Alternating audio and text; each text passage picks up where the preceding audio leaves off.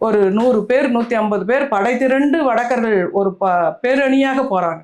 அண்ணா சாலையில போறாங்க. ஒரு சாதாரண ஒரு தமிழறிஞருடைய விழாக்காக நாம அனுமதி கேட்டா கூட இங்க வைக்காதீங்க, பதாகை அங்க வைக்க கூடாது, இங்க வைக்க கூடாது சொல்லுது.